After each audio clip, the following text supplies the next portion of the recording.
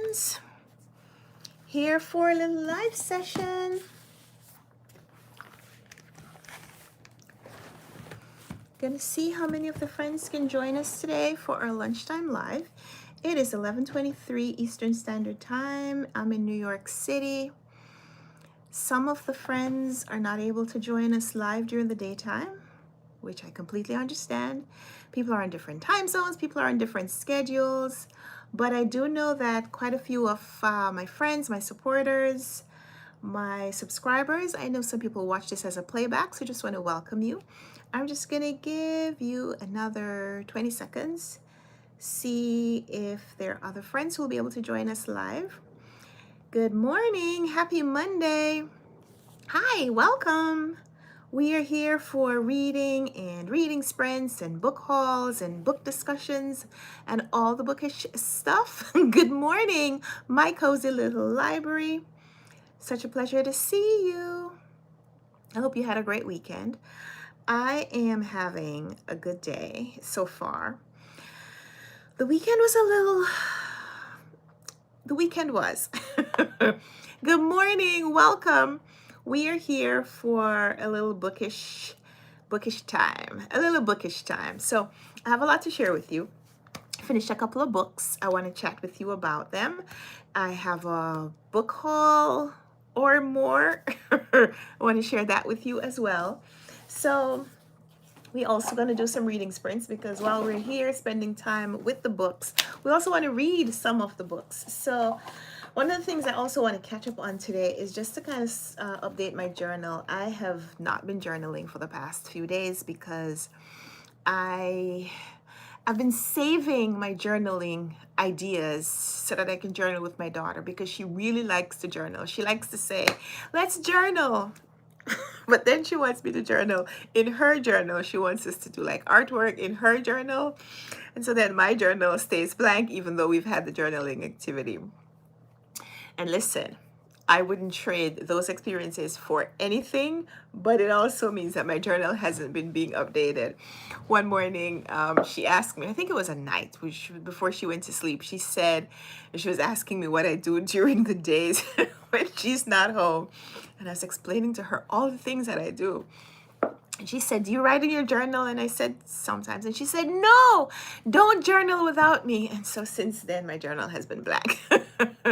But I'm going to get back to it because I have lots of room to fill in the days that I have missed and still leave time to journal with my kiddo. So welcome to the bookish space. We are here for a lunchtime live. Thank you so much for those of you who are joining us. If you haven't already, please give the video a like, a thumbs up, however you interact with the video, because I would love to have it. I'd like to boost engagement so that the video could get recommended to other people who may not know that we are live right now.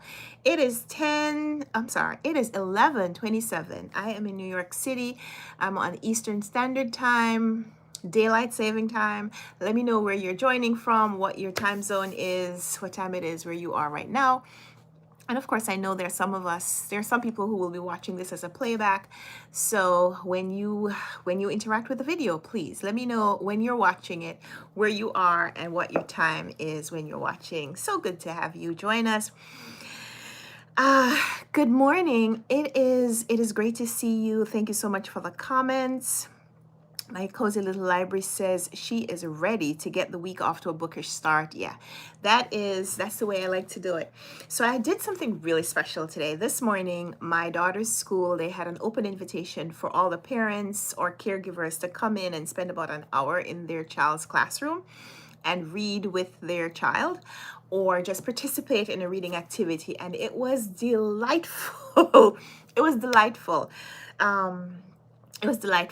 So since the school year started, later in the school year, they will have an opportunity for parents to come in and observe the classroom, observe what's going on. But they haven't started that yet because, it's still the first few weeks of school. They're getting into their schedules and building their rhythms.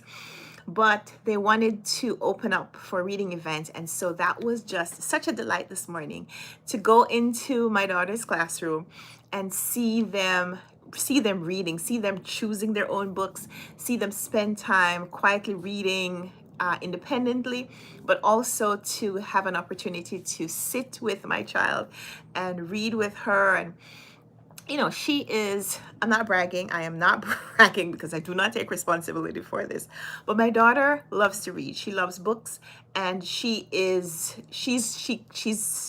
able to read and comprehend what she reads. So her reading is pretty advanced. I don't know how it compares with other children. I'm not comparing her with anyone else, but what I am saying is that I know that she can read, and she will choose a book, but not necessarily be completely engaged with the book because it's not what she was expecting. So it was just that that's been my experience reading with her at home. But it was just such an interesting opportunity to see her like having to choose a book from the bookshelves at her classroom, and having to engage with the book without automatically, I don't love this book, let me put it back and get something else. So that was really really eye-opening for me, just to see how all the children, how the different children, that some of them are ones that I'm familiar with from last year or spent some time with them in social settings, and just to kind of see how they interact with books. And it was just such a treat. And then when I was leaving, one of the administrators gave me some books to take home, so I am very excited to share that with my daughter, share that haul with my daughter when she comes home. So I had already a bookish start to today. And if we're talking about the whole week, I had a bookish day yesterday, because yesterday was our book club discussion for the Runwright Reads book club. If you are new to hearing about the Runwright Reads book club, maybe this is your first time watching one of these lives or meeting me on the channel. So I run a book club where we read books by Caribbean authors. And so once a month, usually on the first Sunday of the new month, we'll discuss the book that we were reading in the previous month. In the summer, we got a little off schedule, a little off track. We weren't having our regular discussions, but hopefully we are back.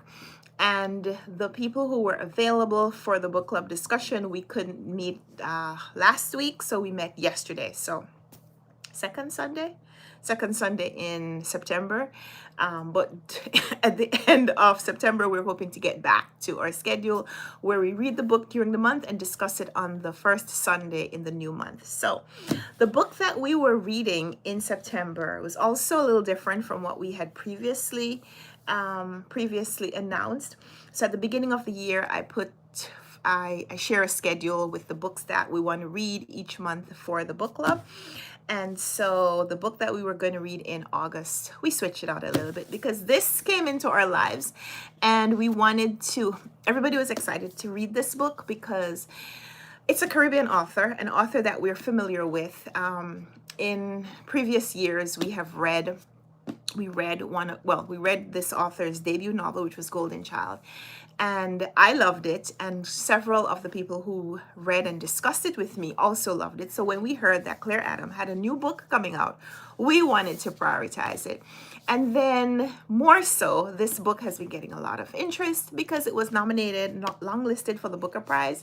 So when you have a Caribbean author who is getting international acclaim, we definitely want to be able to participate in the discussion about the book. So I read this one, discussed it with a couple of the book club members yesterday, and absolutely enjoyed that discussion. So I'm going to chat a little bit about it a little later in the live, so stay tuned for that.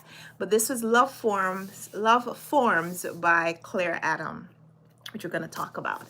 So that was the beginning of my very bookish week, I hope. Other things that I did this weekend, I finished My Train Leaves at 3 by Natalie Guerrero, who is another Caribbean author. And I know I'm, reading and highlighting 2 books by Caribbean authors. That doesn't mean that I only read Caribbean books. I do read a fair amount of books by Caribbean authors, but I don't just read Caribbean books. I'm not limiting myself, never will, because I enjoy visiting other places, visiting other locations, getting experience of other cultures and times through books. I cannot physically travel to all the places that I would like to learn about. There's a mosquito. There's a mosquito. Is anyone here opposed to me swatting a mosquito? There's a mosquito. I don't want it to bite me. Summer's over. Come on, mosquito. Where did you come from? Yeah, I can't physically travel to all the spaces and locations that I would love to go to right now. So for now, we are reading, and books are my way of traveling the world. So this book allowed me to learn a little bit more about Dominican/Puerto Rican heritage. And this book allowed me to experience a little bit of Trinidad and Venezuela and England, United Kingdom. But I didn't leave my house. So that's for me the benefit of reading. One of the benefits of reading.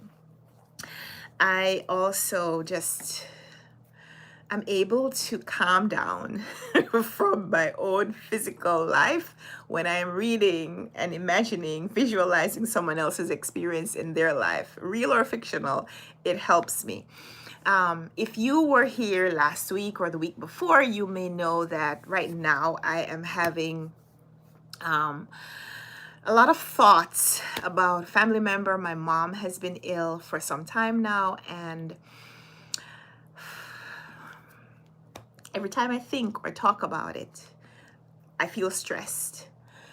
And so books are a way for me to cope with my stress. Bookish discussions, my community has been really, really helping me just deal with my stress levels. I don't want to make my mom's illness about me, but I also know that I feel like there's something that happens to me. I have a physiological response to her illness.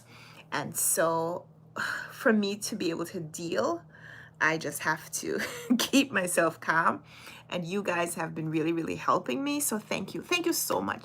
It's one of the reasons that I've been coming on here every day, is just because I need you guys. And so I really appreciate your coming on and supporting me and spending time with me and just helping me go through this period.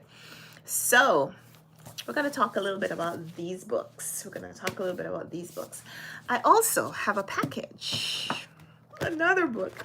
This was a gift from the publishers, Penguin Random House. I removed the nailing labels just because sometimes I forget. In my excitement, I forget, and I show you things that I shouldn't show you right away. So we're gonna be opening that. So what should we start with? Should we start with the bookish discussion? Should I talk about love forms? Should I talk about My Train Leaves at 3? Should I open the new package and read some pages from the new package? Reading sprint first? Can you vote on the comments? Let me know. So I see the responses. Just a Jester is in the United Kingdom, and it is 4:27, now 4:37. I'm sure, because it took a while for me to read the message. So Just a Jester is in the UK. My Cozy Little Library is in Texas, Houston, Texas. And we have Pastor. Thank you so much for the greetings. Somebody said Reaper Cool says shake them dreads. I do not have dreads. I don't have dreads. Okay. Like as a POV. Okay. I'm not sure what those messages are referring to, but thank you so much for the engagement. Listen, we'll take the comments. So, if you were here last week, then you may remember that I went to a little free library last week, and I found some books. Found a book and some magazines about Caribbean culture that I wanted to read. I haven't gotten to that yet. That will be coming up. We'll talk a little bit more about that in another live. Not today. Maybe tomorrow we'll go through that. We'll go through that a little bit. Okay. Let's open the bookish package, because we're all excited to see what new book is coming out, whether this week or next week or sometime soon. Let's open the bookish package. Are you ready for it? Are you ready for the new package? This was a gift from Penguin Random House. Let's see what they sent me. So Penguin Random House sends me a list sometimes of books that are upcoming new releases, and I get to choose a certain number of books depending on my interests, and I request them. And it's not a guarantee that when I request them I will get the book, but sometimes I do. So between the time I made the request and when the package shows up at my house, some weeks sometimes have passed, and I don't remember what book I was expecting or what book was approved for me to get. But at the end of the day, whatever it is, it was something that I indicated an interest in, and the publishers were kind enough to gift it to me, and they only share it with me because I said that I'm going to share it with you. So part of the agreement that you have with a publisher when you ask for a book and they send it to you, they can't, I think, legally require that you post a review. So it's not required, but I think because they're only sending the books to me because I have some kind of a presence online in some way. I have connections with other readers, and so they're sending me the books so that I can share the book with you. Part of me sharing the book is letting you know that this book is available, whether it has already been published and it's being republished or reprinted, or a new format, or a new cover. There's been an adaptation and there's now like a TV cover or whatever it is. Or if it's a book that is a brand new release and it's coming out soon and they want people to know that this book is coming out, the publishers have only sent me the book because they know that I talk to you guys. They wouldn't just send me a complimentary copy of a book just for me.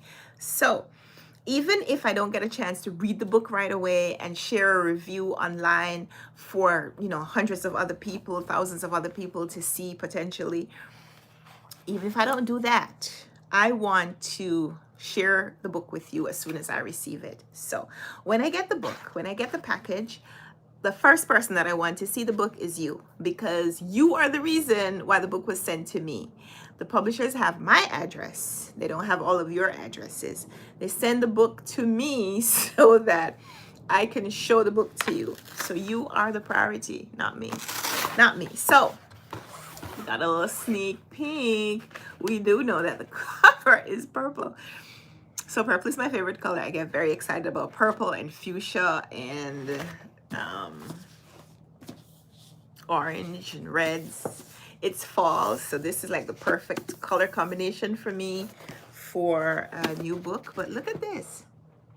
You know what? I was thinking that it looked like the book cover, but it actually looks like the color on the messages.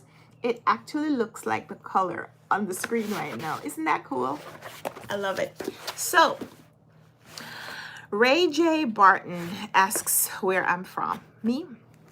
Hi. Welcome. This is Karen _ Runwright Reads. I'm Runwright Reads here on YouTube. On Instagram and TikTok, I'm Karen _ Runwright Reads. I live in New York City and I am from Jamaica. Jamaica, West Indies, Jamaica, Caribbean, Jamaica next to Cuba and the Dominican Republic and Haiti and all those Caribbean countries. Yeah, I'm from Jamaica. But I live in New York City. I live in America, the United States of America. Okay, so here's our way of doing things. I'm going to open the book. I'm going to open the package. I'm going to take it out. When I take the package out, I want you to see it before I do, so you get a chance to react without my reaction. So I'm going to close my eyes, because sometimes I used to try to show you the book cover and sometimes I would just miss and I'd show myself the book cover and show you the back. So I'm going to close my eyes. And so I'll turn the book around so that you have an opportunity to see the book, whether I open it the right way first or not. I do not want to rip this package. I want to rip the package. I don't want to rip the book. I can already tell you, I love this. I love the feel of this cover. Okay, so is this the cover? Or is this the cover? This? Or this? Oh, it was that one. Ooh, Did I tell you that my colors are purple and fuchsia? Purple and fuchsia and blue. I love this. I love it. I love it. I love the cover. I love this cover. Now, what is it about? There's movement, little movements. Is this dance? Is this art? Is it a sandstorm? Is it glass being blown? Let's see what it is. Oh, it is dance. It is a page-turning, tender-hearted debut about a Black woman who is finally given a chance to pursue her dream of becoming a renowned choreographer, only to find that it comes at a tremendous personal cost. Okay. So this is the author. That's Lauren Morrow. She's a dancer. She studied dance and creative writing at Connecticut College and earned an MFA in fiction from the University of Michigan. And she lives in Brooklyn. She's originally from St. Louis, Missouri. St. Louis, Missouri. I'm Jamaican. So, where are you from? Yeah, that's where I'm from. What an extensive collection. Says, I'm just gonna name myself Egg. Man, I wish to have that many books. You must have a lot of wisdom. So, owning the books and reading the books are two different things. And access to knowledge and wisdom are also two different things. I am hoping that I do have both of those things. But I haven't read the books that you see behind me. I haven't read all of them. I have read a significant number. And at some point in the near future, I am hoping to start sorting my books again, reorganizing my bookshelves so that you could see my read books. So it will actually be a collection of books that I have read and can recommend. So at some point soon, I'm going to reorganize my bookshelves to indicate read books versus unread. Right now, it is a mix. We'll talk about my bookshelves a little later. But yeah, I love reading. I love reading, and I like to read for entertainment. I like to read for fun. I like to read to experience other times and cultures and lives, choices, life changes, decisions that people make. I like to read for all of that, but I also hope that when I have read, I have gained knowledge, wisdom, empathy, better connection with other people who would do different or live different from me. So yeah, this is the book that Penguin Random House was kind enough to gift me, Little Movements by Lauren Morrow. Layla Smart is our main character, and it says she was raised by a pragmatic Midwestern mother to dream medium. What does dream medium sound like when you tell that to a child? Dream medium, not dream big. But all Layla's ever wanted is a career in dance, which requires dreaming big. So when she receives a prestigious offer to be the choreographer in residence at Briar House, an arts program in rural Vermont, she leaves behind Brooklyn, her job, her friends, and her husband to pursue it. All right, I see you, Layla Smart. Okay, so I would read this usually when I get a book. Usually when I get a book from a publisher and I have a haul, I want to do an experience of reading the first few pages just to give you some first impressions. But I think I'm not going to do that with this book today. I will save that for maybe tomorrow. I don't believe that I have... I might not have a package coming in tomorrow. Tomorrow's publication day, and I may not have a brand new package. Let's see when this book is going to be released. Is it tomorrow? Because if it is, then we'll do our first impressions. We'll do our first impressions tomorrow. Let's see.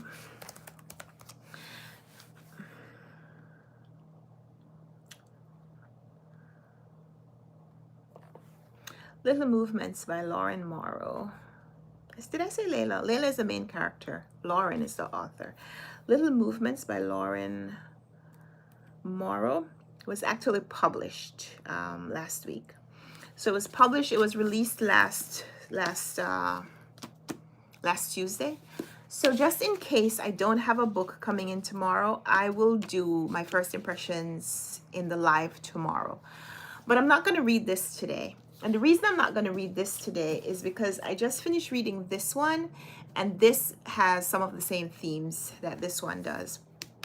I'm sure they're going to be two very different books, and I want to be able to separate them in my mind. So I want to fully disengage from this one before I start reading this one. And so I'm going to put this one aside until tomorrow, and it will be appropriate to read and discuss this one a week after its release date. So we're going to put this one aside. But thank you so much to the publishers for having gifted us this one. Let me know if you've heard about this one, read it yourself.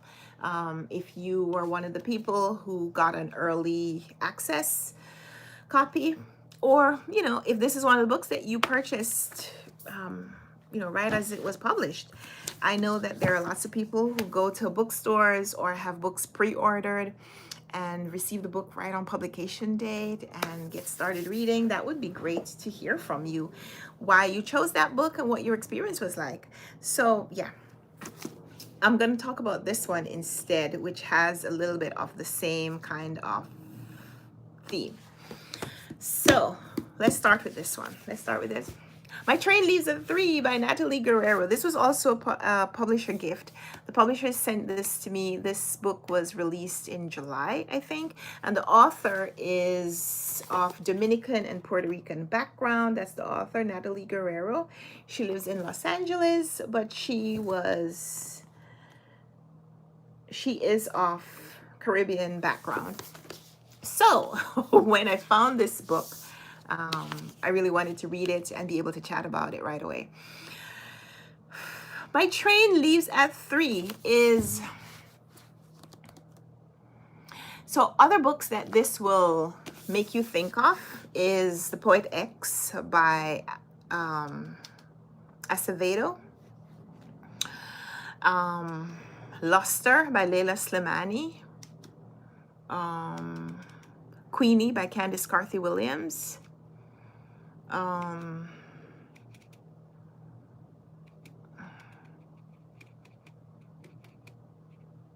Those are the three books that come to mind right now. That would be comparisons. If you've read those books, then you may have some...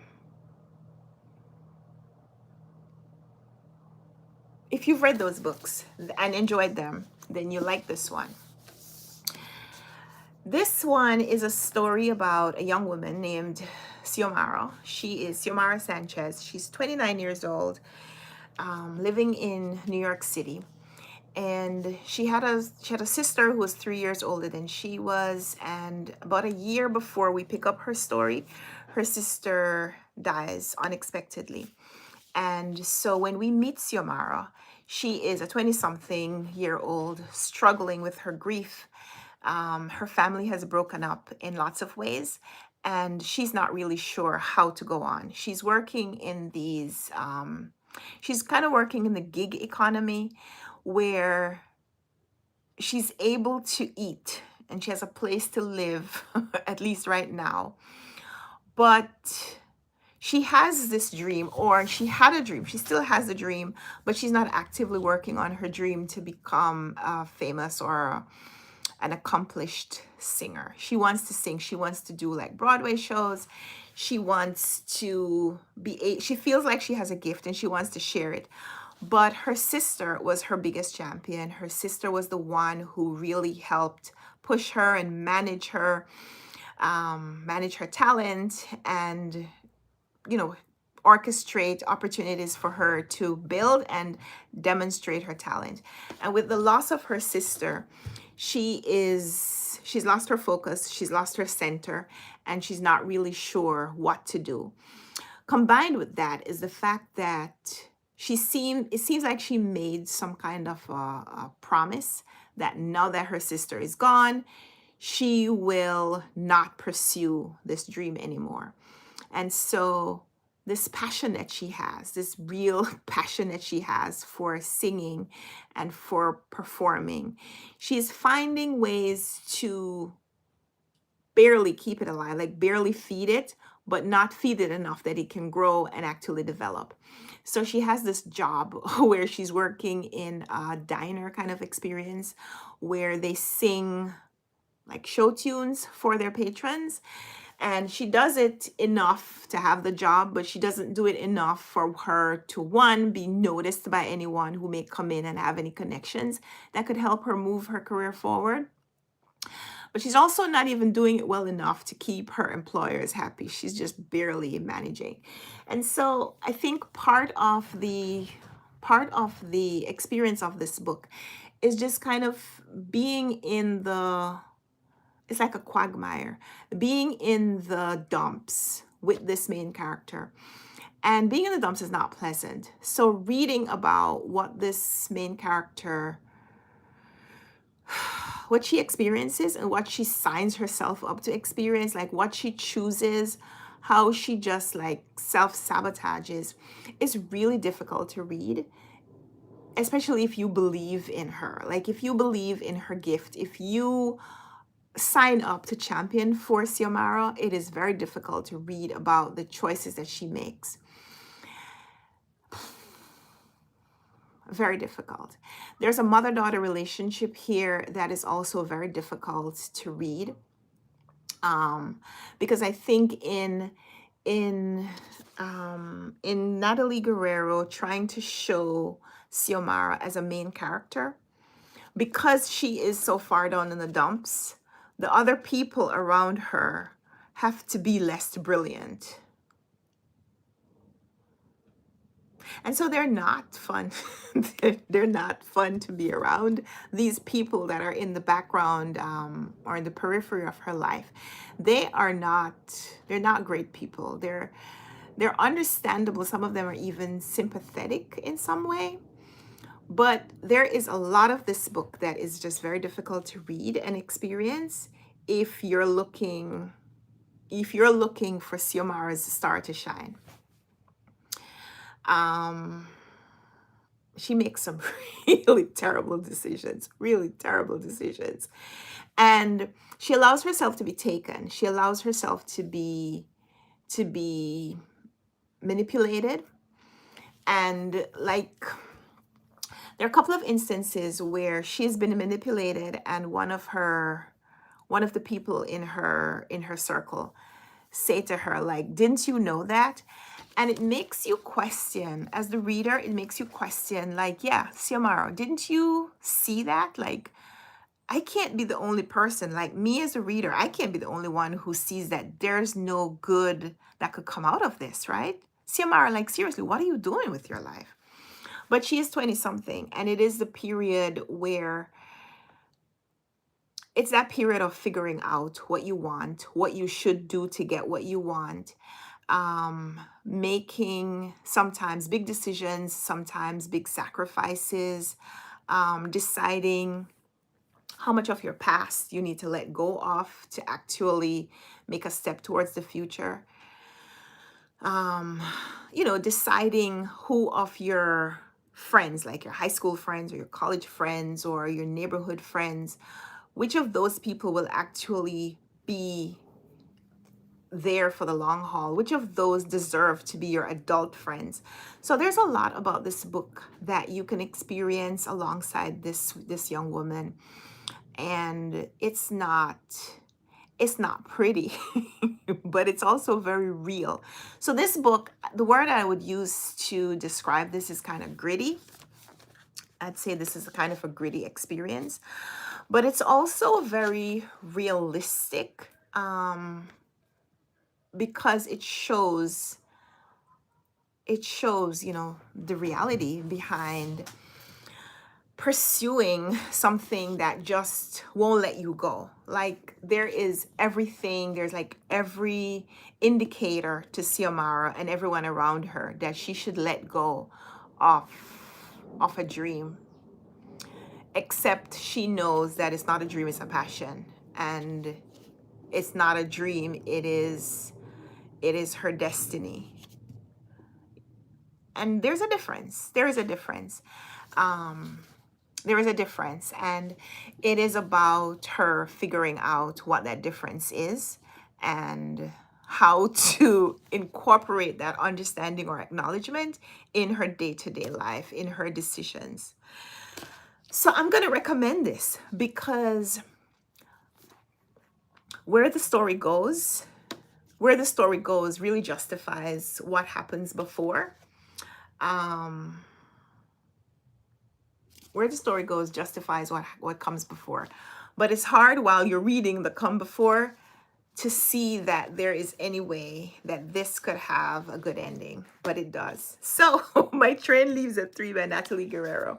I'm still working out my thoughts on it, so if anything I said was a little muddled, chalk it up to my needing to spend a little more time contemplating the book. But yeah, hi and welcome.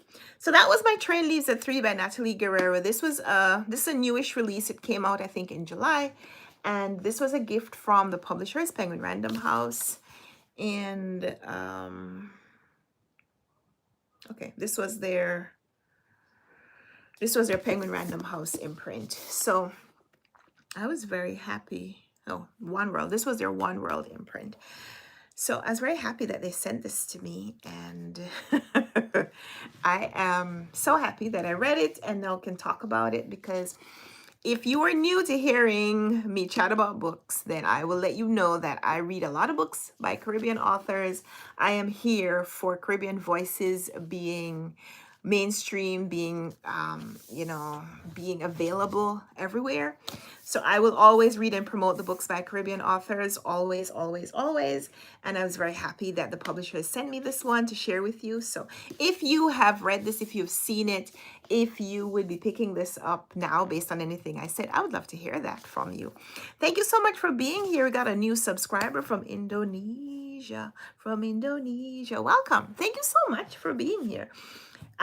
Curious, how did you find my channel? Are you here because, oh, we gotta go. All right, thank you. Would love to chat with you again. We'll be on here for a little bit, and we do these lunchtime lives almost every day. So would love to chat with you again if you're able to stop on by. Thank you so much for coming. If this is your first time on one of my videos or my lives, would love to hear where you're from. Would love to hear where you're from, what your time zone is, like what time is it now? Right now, I am in New York City. I'm on Eastern Standard Time, Daylight Saving Time, and it is just past midday, 12:01 p.m. 12:01 p.m. here in New York City. Welcome to my bookish space. So thank you so much for coming. So we just chatted about this one, My Train Leaves at 3 by Natalie Guerrero, and we're going to chat a little bit about this one very soon.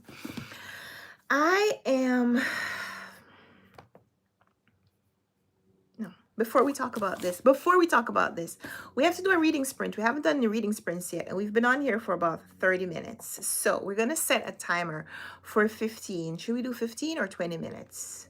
We're going to do a 20-minute timer, which is actually going to be, we're going to start at 12:02. I'm going to start a 20-minute timer so we can get some reading done, because I could just talk books all day, but we also want to read the books. So we're going to get a 20-minute timer, and we're going to start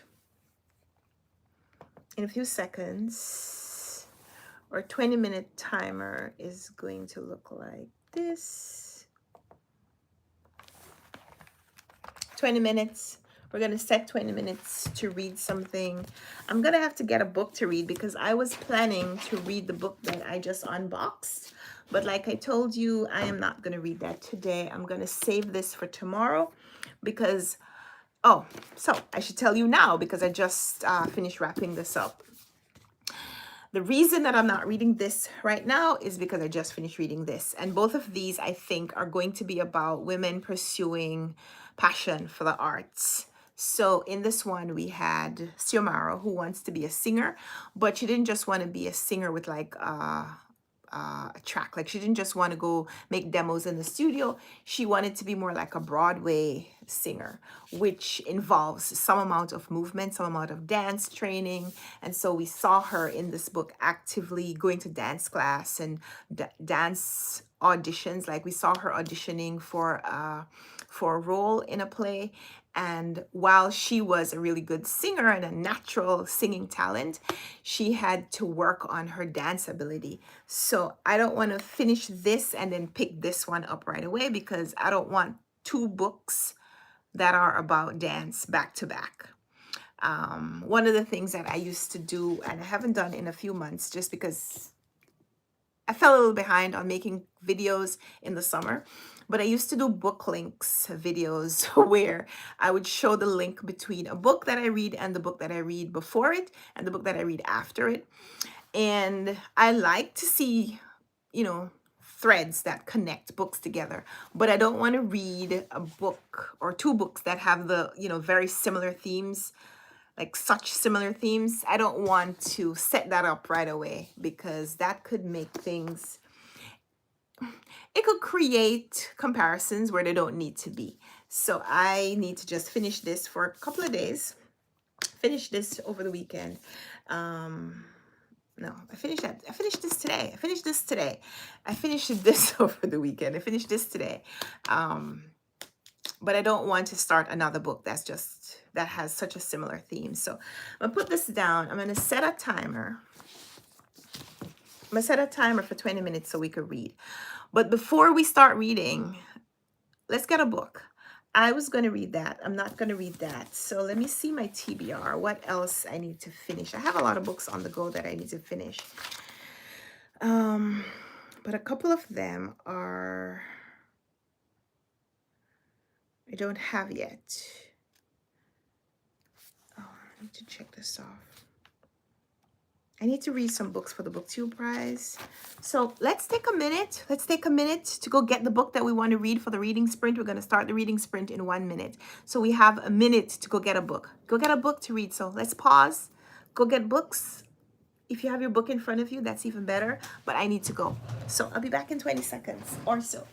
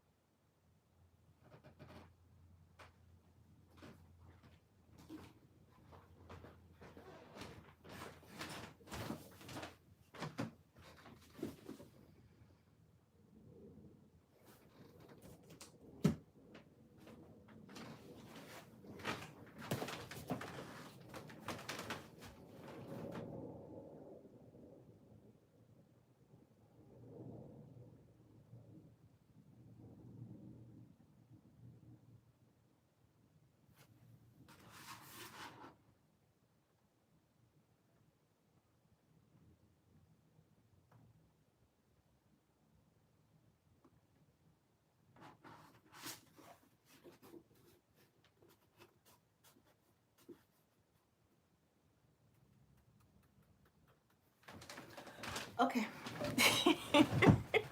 I'm going rogue.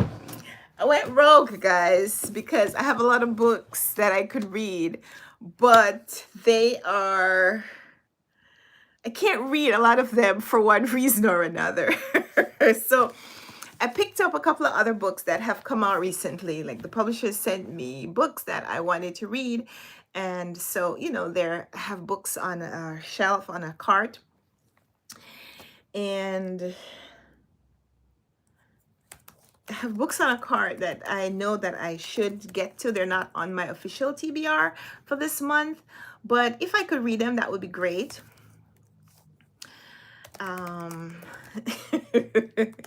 If I could pick them up and start reading them, that would be great.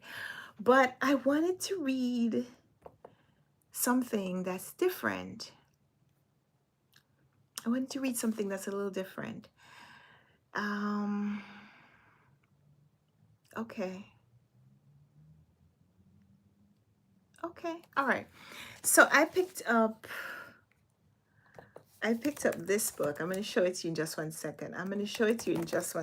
I know we're supposed to be reading. We're supposed to be doing reading sprints. It's coming. We're going to start at 12:10. I'm going to okay. So the publishers have sent me this book, Starting From Here by Paula Sanders. And I was like, oh, I could pick up this one. The color is perfect. It's fall. Let's pick it up, right? This is the author. She is from South Dakota. I want to read books that are set in South Dakota. Let's read this. Here's a synopsis. More than anything, Renee wants to be a dancer. Did I mention I don't want to read another book about dance? Why? I don't want to read another book about dance. Why? I don't want to read another book about dance.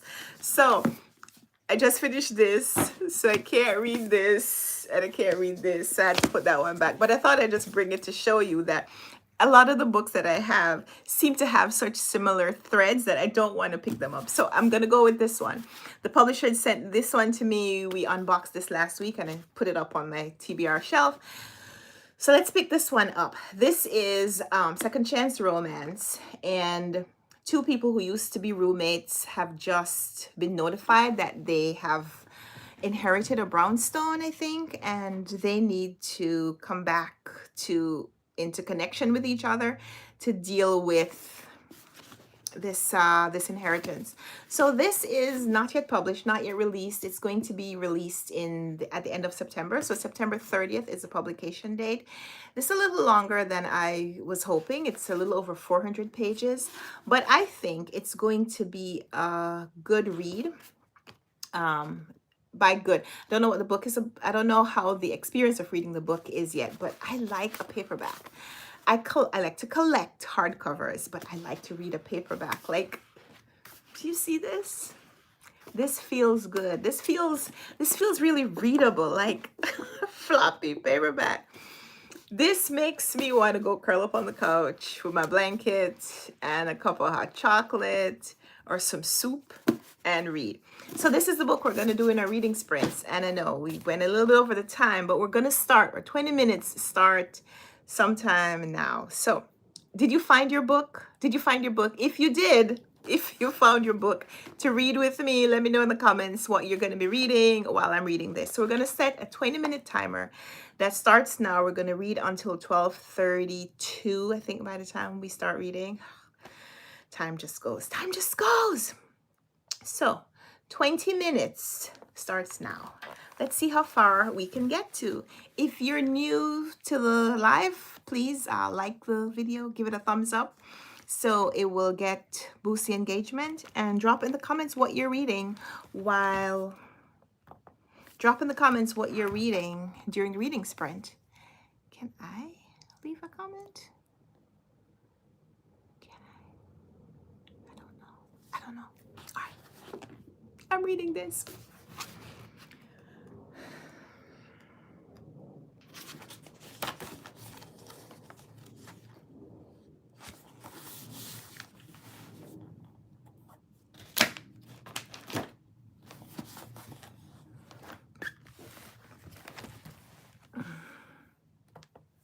Actually started, right? Oh. I see you, my cozy little library. All the best with your exam.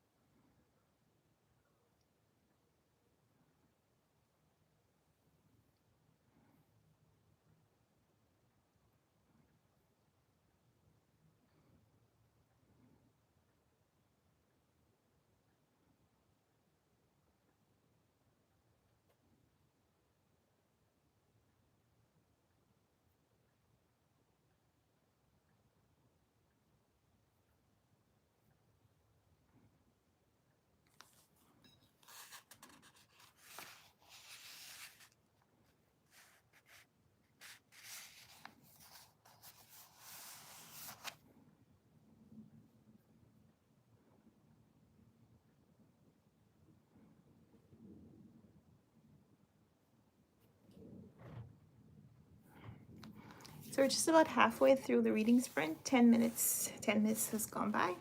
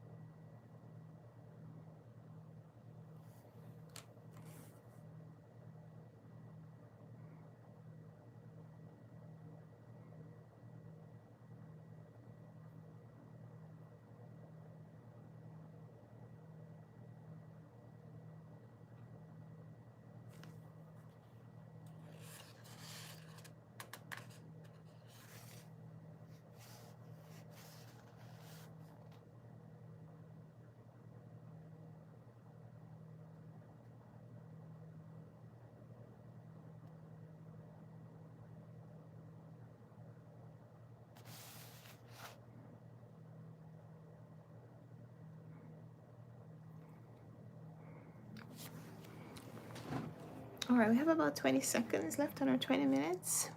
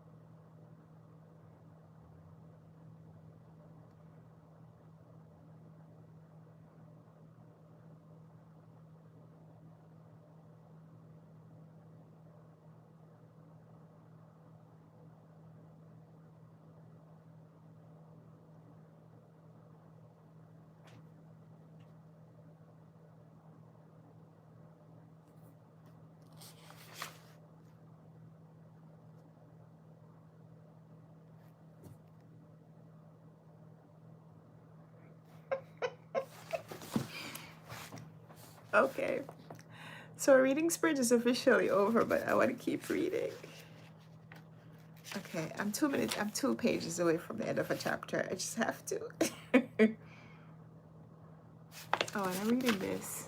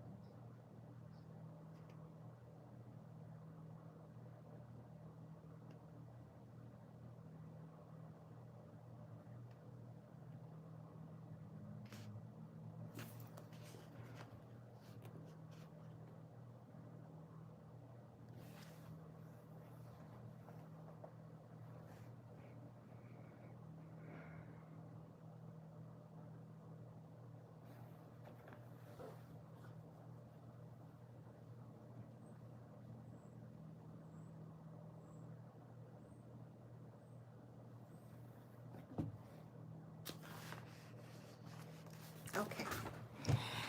So got 4 chapters in 50 pages of It's Different This Time by Joss Richard. And it's about 2 young people. Well, we are meeting them when they're 24, 23, and 24.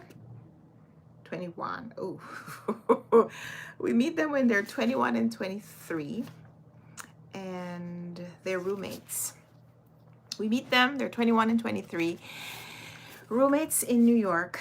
They've just decided to get a place together, a brownstone in Lower Manhattan. And is it Lower Manhattan?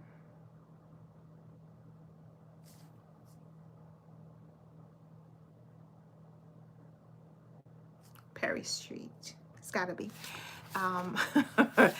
They are living together. They've just decided to rent a brownstone together in New York City. And flash forward to 5 or 6 years later. No. Flash forward to about 10 years later. 10 or 11 years later is when we pick back up the story.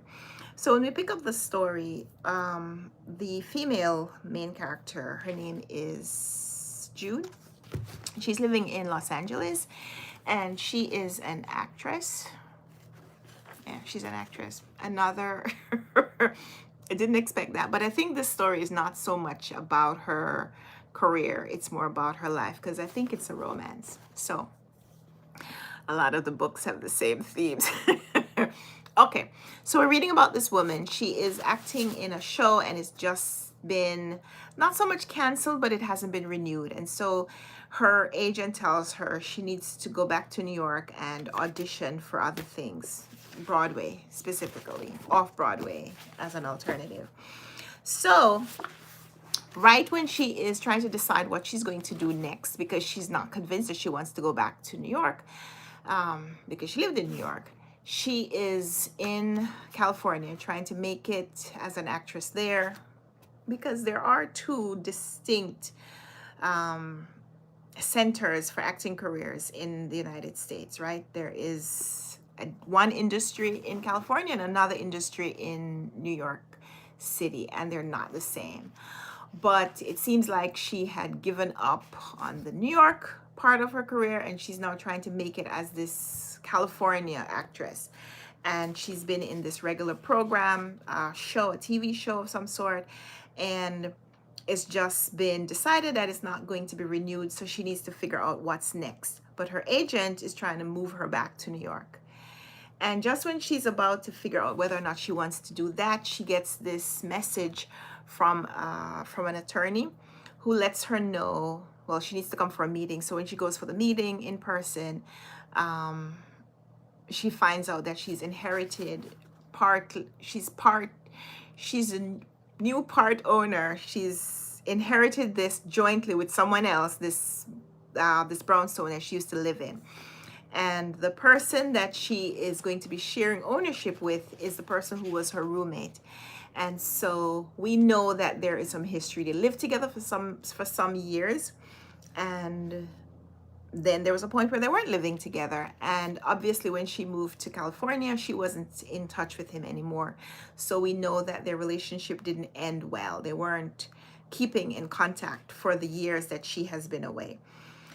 So then we jump back in time to when they just met, when they were 21 or 21 and 23, which it does say at the beginning of the previous chapter that it was 11 years ago. So now that we are meeting June and, what's his name? June and Adam, they are now respectively 32 and 34. Right? 32 and 34. Yeah, got it. So it's interesting. And it's set in September. It's set in September. The day of the meeting that they have with the attorney and when they get in touch with each other is September 24th. So it's really cool. If I don't finish this today, which I could, this is a book that I could definitely read in a day because it's very easy to get into. if I don't read this, if I don't finish reading this today, then I'll finish reading it on September 24th. I like that. I like reading books, and I like reading books around the time. If there's a date mentioned in the book, that I'm reading the book around that time. So even though we are a few days earlier than the September 24th date that's mentioned here, we are reading it in September. And I think this cover is so fall appropriate. When I opened this, I showed it to my daughter. She said, "Oh, fall." I love, we love the fall foliage. So this was a good choice. So I'm going to put this into my Goodreads that I'm currently reading it, because I wasn't updating my Goodreads for a while. Something happened yesterday. Well, it culminated yesterday, but it actually started a few days ago. I was trying to sign into Goodreads on my computer, and it was not allowing me to log in. But then it seemed to have created an alternate sign-in for me on Goodreads. So when I opened my computer last night to try to log the book that I had just finished, it opened up this new Goodreads profile that had been created for me a few days ago, that did not have any of the books that I have read so far this year, or so far since I have had Goodreads. And so it's encouraging me to start a reading challenge for the year. And I was like, no, I do not want to start a reading challenge. I want to continue my reading challenge.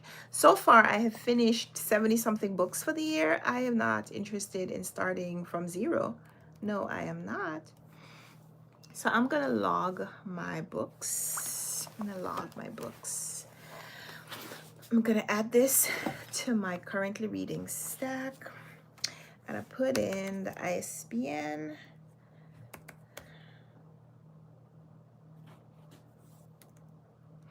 Which is 979. I'm not used to ISBNs being different. Most of the ISBNs that I get are 9780593. That's how they start. And then there is 6 digits after that. This one has the ISBN covered up with a sticker. And the new ISBN is 9798217. So let's see what comes up with that. Then I'm check the book inside page to see if it's different. 9798217093656. It comes up. It's different this time, by Joss Richard. Not yet published, but I am currently reading it for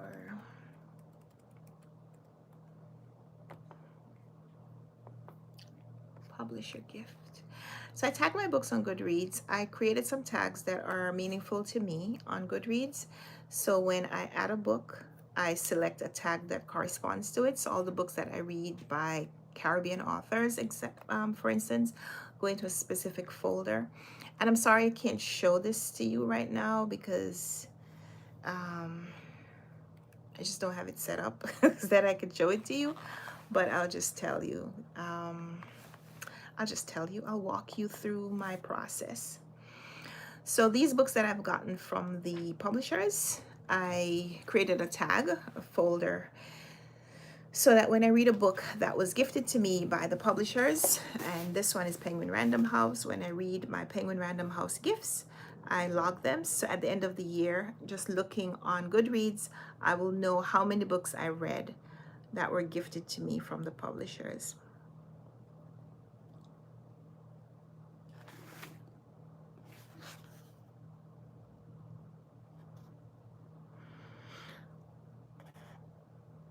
Okay. Yeah, the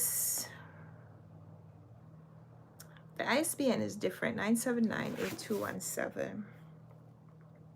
I'm tempted to peel off the sticker to see if the printed ISBN on the back was different, but I just looked on the inside,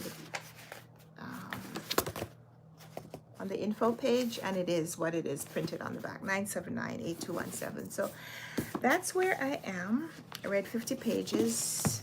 Did I say 50? Yeah, I think about 50 pages.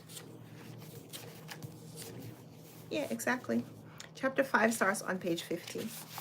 So we should get a bookmark. I have a lot of bookmarks. I just don't use them. I rarely use a bookmark. So that's the reading sprint for right now. We may do another reading sprint, but before we do that, I want to talk to you briefly about the book that I finished, the book that I read for the book club. Oh, this could be my bookmark. I love you very much. This is from Paddington, a kid's book. Have you read Paddington? Let me know if you have. This was a Valentine card with a little activity on the back that corresponds to the book, Paddington Bear.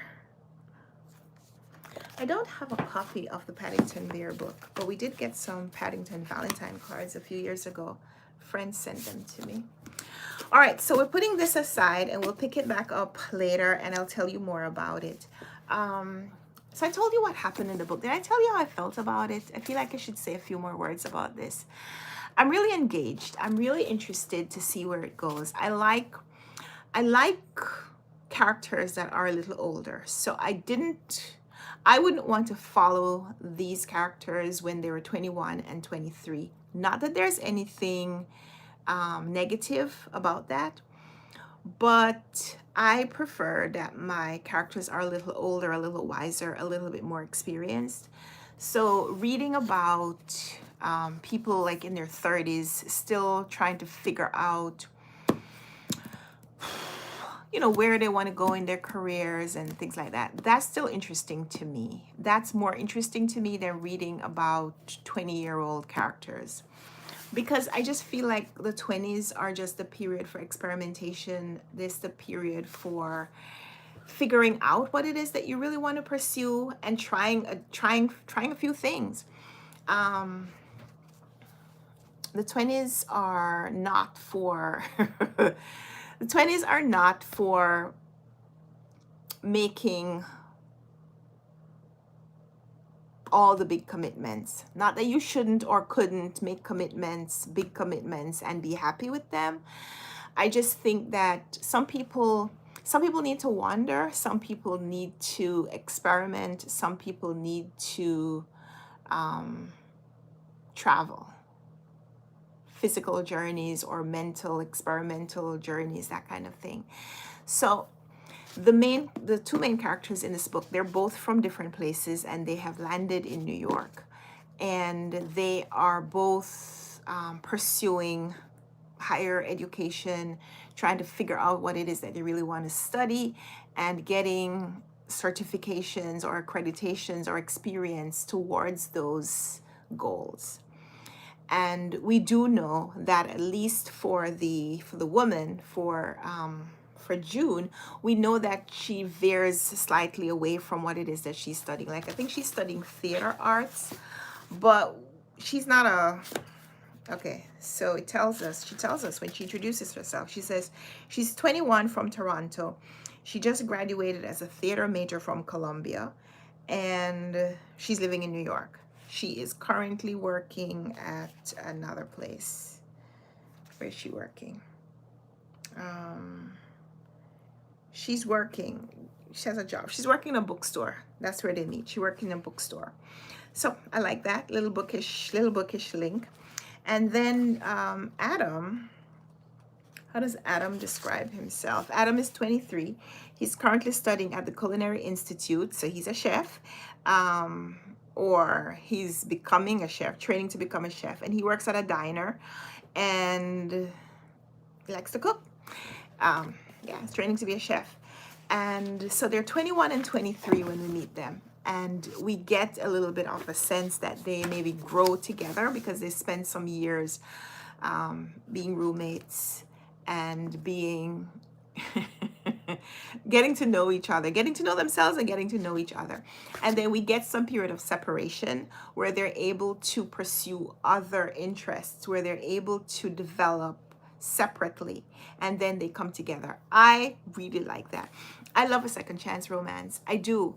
I love when people get an opportunity to revisit their former selves and try on, you know, who they used to be and what they used to be to someone else, and seeing if it still fits, if this is still something that you're able to be, and how it feels for you to be there. I really, really enjoy that. So I'm really looking forward to continuing with this book. I think the writing is pretty smart.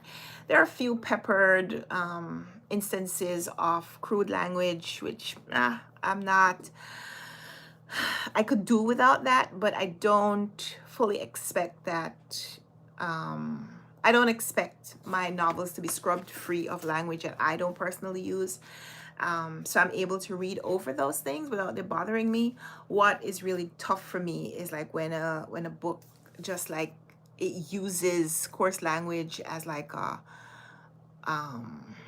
how do you say this? Like it uses the coarse language as the way to tell the story. Like I can see grit and recognize it without staying in it. So I'm really liking this so far. Now, to be fair, it's a different kind of book and it's a different kind of book and different focus. This is the author right here. Joss Richard is she was born in Toronto, Ontario, to Filipino immigrant parents, and she currently lives in Los Angeles, California. So she's of Filipino background and she's Canadian living in the United States. So lots of diverse presentations in this book, and I'm here for it. I am here for all of these.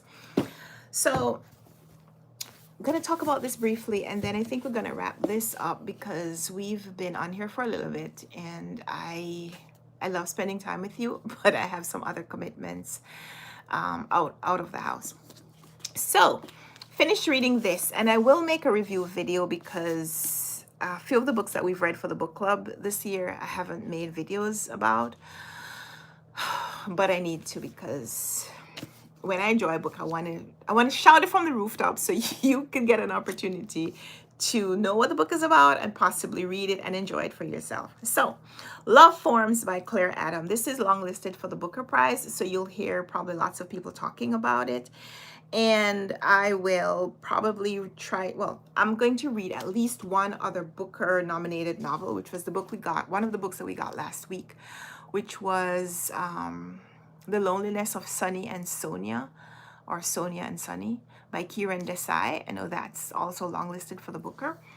So we're going to read and compare Booker books, but for now we're just gonna talk about this one on its own because it's the first of the Booker books that I am reading. The author, Claire Adam, was born in Trinidad and Tobago, and she moved to England when she was probably a teenager, and I think she has lived in England, or she continues to live in England. I don't know if there's been like any back and forth, but her books do include a little bit of that Trinidad background, Trinidadian Caribbean elements, but bringing them into a more international experience. So in her debut novel, Golden Child, we read about family that was in Trinidad and what their experience was like growing up, raising children, but also being limited by what's currently available in Trinidad, and comparing the life of someone who grows up in the Caribbean and stays in the Caribbean with someone who has an opportunity to get international exposure, like to go overseas and study overseas and then bring back what they have learned to Trinidad, and incorporating all of their experiences to just have a fuller life. Not that a life that takes someone overseas is any more rich than the life of someone who resides in the country where they were born. I'm not saying that at all. I'm saying that especially for countries that were colonized, there's a lot of this persisting belief that there's some things that are only attainable or only possible if you go overseas. And so sometimes it's good to make the comparison between what someone experiences if they stay in the country versus what someone may experience if they go overseas and come back. And so I think in the family, in the extended family in Claire Adams's debut novel in Golden Child, we saw a few examples of that, like where there were family members who had gone overseas to study. Like there was a doctor, I think he was a medical doctor, and he had gone overseas to study and then come back to Trinidad to work. And what his life was like compared to like his friends or colleagues who had stayed in the country. And so I thought that that was really interesting in her book. I've seen it as a point of comparison in other Caribbean novels and other books by immigrant authors, or about the experience of immigration, like how immigration is experienced, whether by the immigrant or by the family of the immigrant, wherever they are, whether they're in the new country or the original country. So it's one of the things that I love to see in books about immigration, how immigration touches lives, not just for the person who moves, but also for the people around them, their support, their groups, their extended communities, whether the community that supported them from the beginning or the new community that absorbs them. So in this book, we get a little bit of that study, but Love Forms is primarily a study of femininity, of motherhood, of womanhood in general. So we meet our main character. Her name is Dawn, and we meet her when she is a teenager, and she has an experience that separates her from her family for some time, and it's something that she has to live with for the rest of the time that we spend with her. It's something very significant that happens there. And I don't want to tell you too much about the story. If you read the synopsis, you'll know what the story is about. But I just want to very briefly say something happened to this young woman when she is a teenager. She's 16 or 17 years old. And something significant happens to her in her life. And everybody in the family knows about it, but nobody talks about it. And nobody talks about it for decades. People refer to it. They refer to it in conversation. They will make a remark about it in sometimes a derogatory way, or sometimes a kind of curious way that makes you wonder, do they know? But it's not in a way that you can directly ask a question about it. You know that they know. Everybody knows, but nobody talks about it. And specifically, nobody talks about it with Dawn. And decades later, when we see her as an older woman, and let me take that back. She's not an older woman. She is in the prime of her life. She's in her 50s. But she's older than the experience that happened to her, is what I'm saying. So 4 decades have passed. We see her still working through what happened to her and the enduring effects of that thing. And also the fact that after 40 plus years have passed, the family is still not talking about it. And we get to understand why that is, and how Dawn in her own way has to deal with the experience, has to deal with how she feels, how it has impacted her life and continues to impact her life. And it's a really interesting examination of what it means to live in a family where you desperately want to communicate, but you can't. And when you make a decision that you want to do differently in the family that you create, some of the things that you have to give up in order to get something else. And so at all points, we weigh we weigh what we want versus what we have to give up in order to get this thing. And so it's a study of sacrifice. You know, how much something is worth to us will be determined by what we're willing to give up in order to have it. So this was a beautifully moving rendition of the life of a woman. And we're able to compare Dawn's experience with that of her mother and other women in her life. It's beautiful. So I will make a video. I will make a video that probably will be in 2 parts. One where I limit myself to comments like this that are just very general about the theme without talking about the layers, without talking about the other part of the theme. So I'll make that video, and then maybe an extended version where I talk more about the other things that I think you should know after you've read the book. You shouldn't know those things until you've read the book. So a book like this, I recommend, one, not watching too many review videos before you read the book, and not reading the synopsis. So I had read the synopsis earlier. But I'd forgotten about it once I started reading the book, because the book is so immediately immersive that you could kind of forget where it's going and just focus on what is happening in the first few pages. And the significant thing that I'm telling you about happens in the first two chapters. So by page 25, the thing has happened. And the rest of the book, it's about 270 something pages. The rest of the book is about the aftermath. And it's beautifully told.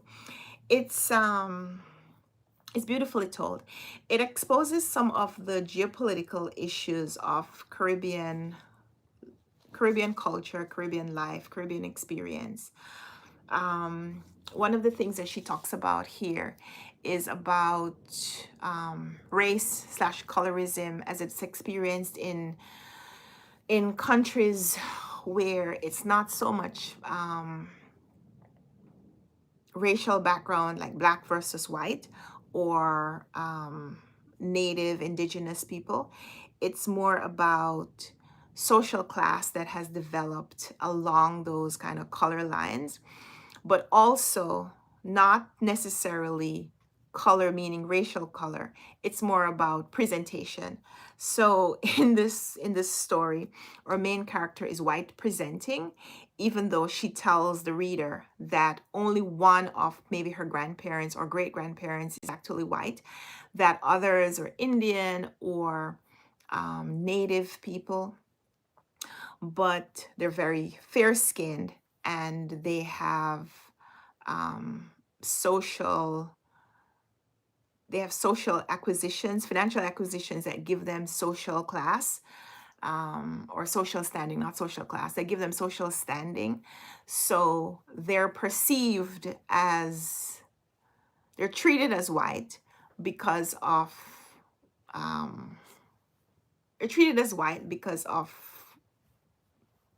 their financial standing.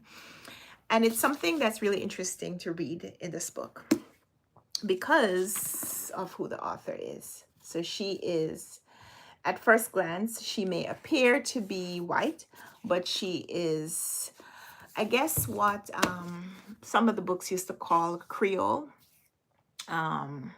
Like if you've read White Sargasso Sea by Jean Rhys. Jean Rhys was Jean Rhys was someone who would have been called a Creole. By those standards, it used to be, or by those definitions, it used to be a white person who was born in the Caribbean country. So like when during colonial periods, when we would have people from the colonizing country they would live in the Caribbean country and they had children there, those children would be considered Creole, because even though their parents were from England, let's say, or Scotland, or whatever the colonizing country, the European country generally, those their parents were from there, but their children were born in, say, Jamaica, and so they would be considered a Creole. They were white, their parents were white, but they were born in the Caribbean country. But that's not what Creole means anymore, right? So yeah, anyway, this was a really interesting book, and if you read it anytime soon, I would love to chat with you about it. So like I said, I will make a video, I will make a standalone discussion of this where we share a little bit more about the book. But for now, those are just some of my thoughts, some of the things that we're talking about in book club. So that was Love Forms by Claire Adam. This was nominated for the Booker Prize, and I'm very much looking forward to see how it does. I also think that this will be mentioned. I'm feeling like this is the kind of book that I am used to seeing on the Women's Prize for Fiction nomination list. So it'll be interesting to see how this book does in award season. Love Forms, but I loved it. I love Claire Adams' writing. Golden Child was a strong read for me, and so I was very happy to see that she had another book out, and I loved it. So those are the books that are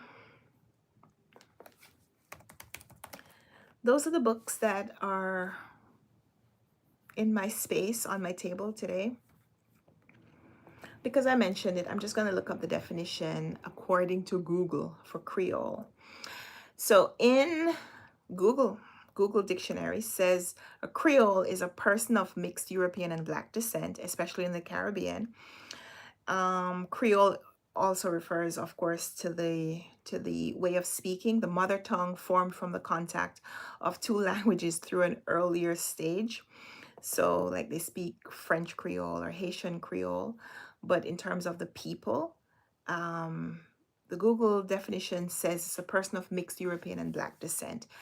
I think that definition was different some years ago, and I'm talking White Sargasso Sea was published, I think. Let's see when that was published.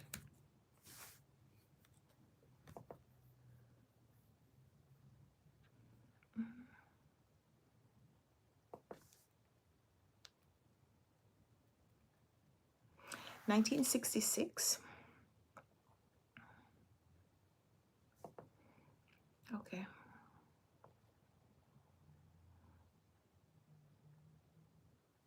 I didn't realize, so Jean Rhys was born in the British Leeward Islands in 1890, which means that she was 76 years old when the book was published. I didn't realize that. That's so interesting.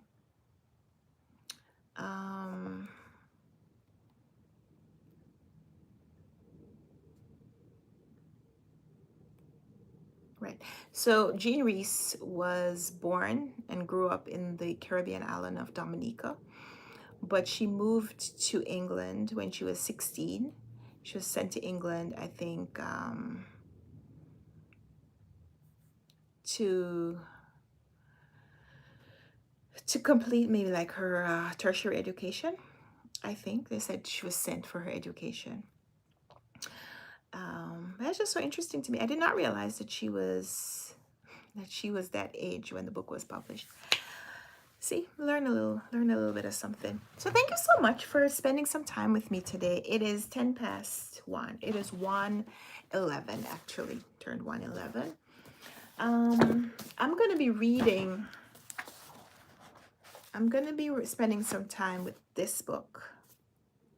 I'm going to be spending some time with this book, Rules of Resilience by Valerie Burton. And this is 10 ways successful people get better, wiser, and stronger. And this has an introduction or foreword by John Maxwell, who's a big motivational speaking coach. He is, I think, the CEO of Maxwell Leadership. And Valerie Burton is a life coach. Um, Valerie Burton is a life coach. So the publicists sent me this book to just kind of engage with. And I'm going to spend a little time reading it. But before I do that, I have to go out. I have to go do some errands.